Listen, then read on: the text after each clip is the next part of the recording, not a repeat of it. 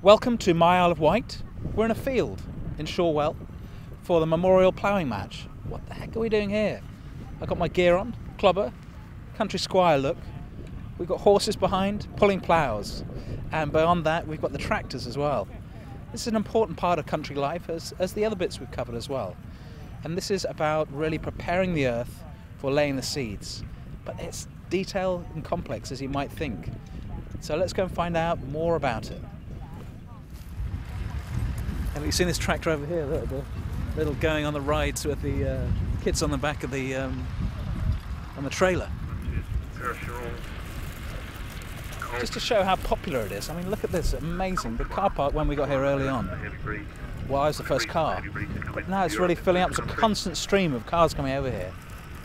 It's absolutely packed. It's surprising how popular it is. We've got the tractors lined up here, like gladiators ready to do battle. We're going to try and catch up with one of them, have a chat and see the intricacies of ploughing with a tractor.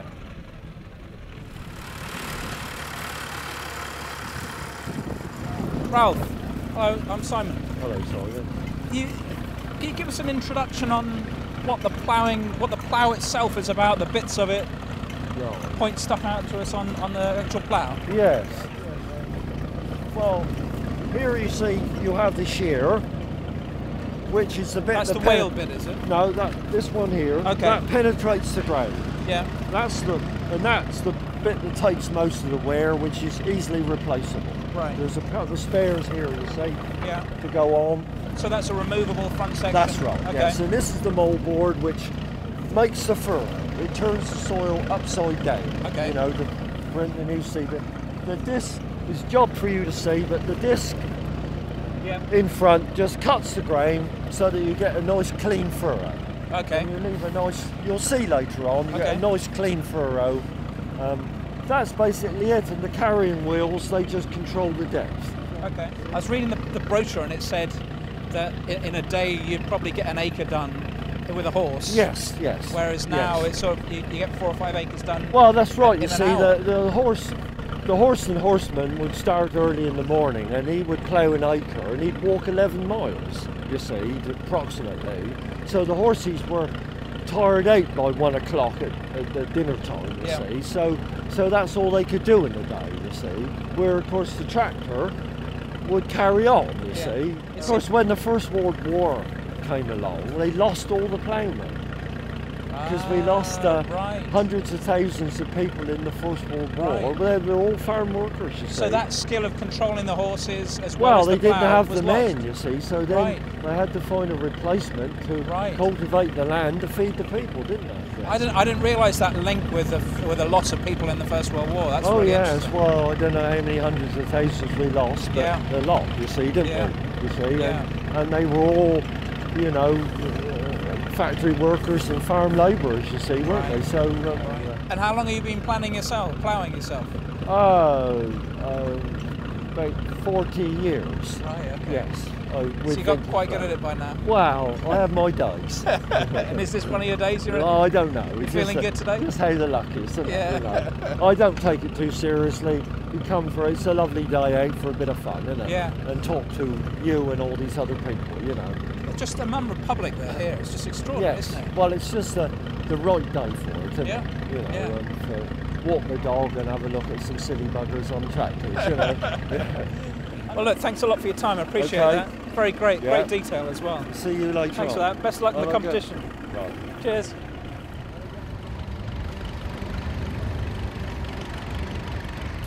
I met the guy earlier called Jumbo. He's an absolute expert on these horses. He's a total enthusiast in the horses side. He's going to be fantastic. Give us an introduction on which horses we got here, what the process of the ploughing is as well. He's just over here by these greys over here. Yeah, all right. Fine, they're lovely. How are you, all right? Yeah. So can you talk us through what now just show my level of ignorance. Yeah. All the bits of the trapping here. Yeah, of course I can. Well, the most important part, I'll swap sides so you can see what we're talking about. The collar, the most important part, because everything that the horse does is transmitted through the collar. What heavy horses don't do, which a lot of people think they do, is to pull ploughs or pull vehicles. They don't, they push them. Because the horse's effort is transmitted through this. The collar goes onto the shoulder, they push that collar, and yes, it's connected through everything here, but the horse's actual effort is a push. It's pushing into that collar, it's walking into the collar. Yeah. So if your collar doesn't fit, you've got major problems. Right. So that's the most important And part of the what is harness. this? Is this muscle or bone underneath there? There's the shoulder muscle here. Right. Yeah. So I mean, there is, like, yes, like the skeleton does, of... it's exactly the same as a rucksack. Okay. If you've got a rucksack that's too wide and it hangs and drops off, it's Yeah. uncomfortable. Can I ask you about the horse brasses as well? Yeah. I know my grandfather in particular was a big collector of them.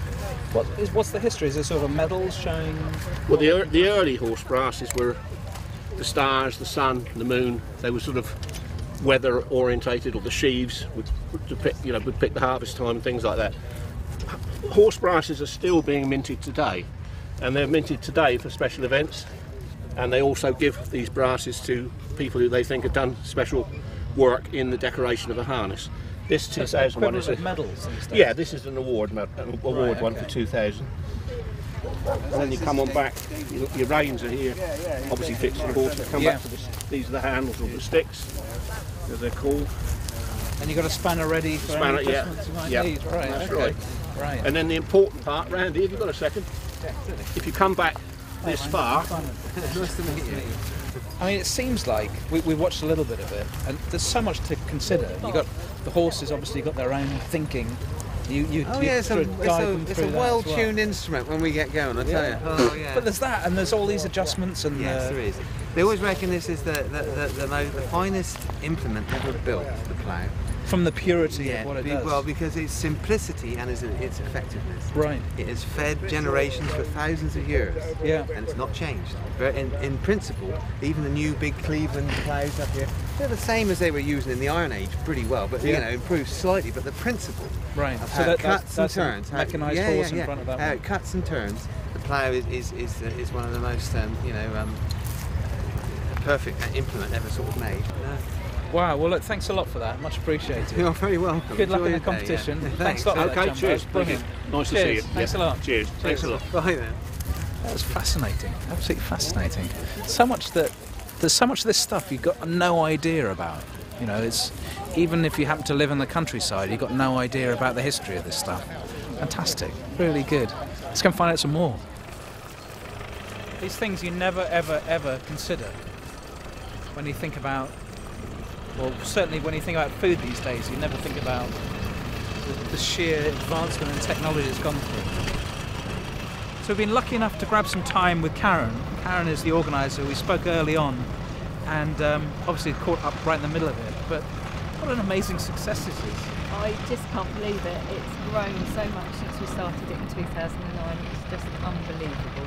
It must be a generation. I was saying before, my grandpa loved the big horses, the heavy horses. I don't think there's many that don't. Yeah, I mean, if you look at the crowds today, huge. It's just, and they're all here just for the horses. Yeah. There's a few there for the tractors, but most of them are here to see the horses today, and it's fantastic. Just the sheer muscle, the power behind the horse is extraordinary, isn't it? Oh, they're amazing animals, Yeah. but so gentle with it.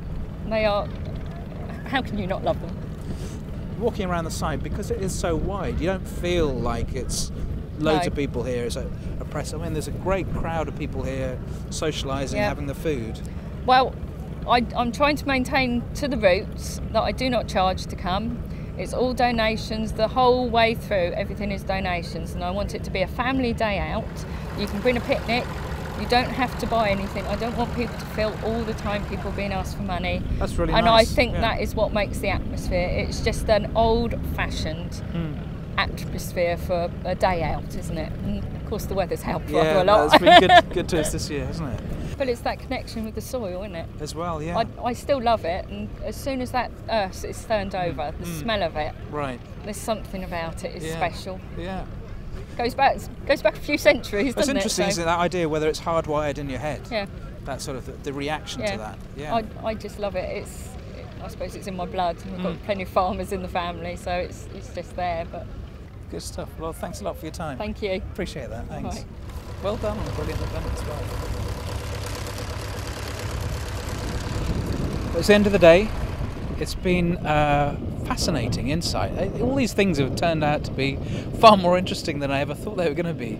I mean, in my sheer ignorance, I just thought ploughing was ploughing, but There's clearly so much to it, and all for a good reason as well. I mean, this stuff is about growing food, and people are becoming more and more conscious, more interested in how their food comes about. Coming along to this ploughing match, the memorial one on today, really gives you an insight that you're not going to get ever anywhere unless you chat to the people who are doing it. You see them turning over the earth, you see the machines going up and down. They're totally open and friendly here. It's been really lovely, very welcoming environment. There's all sorts of stuff here. I mean, there's the old machinery, there's tractors going back to 1920, was one of the earliest ones we've seen today. There's all the way up to the more modern ones as well. Of course, there's the horses, those heavy horses, and the technique of hand ploughing. In a time where people feel more and more disconnected from the production of their food, coming along to an event like this and maintaining the traditions, keeping people aware of how stuff used to be done and perhaps how it might have to return in the future, even if you're going to do it on a small scale yourself. These traditions are important. You can come along to an event like this and find out all about it.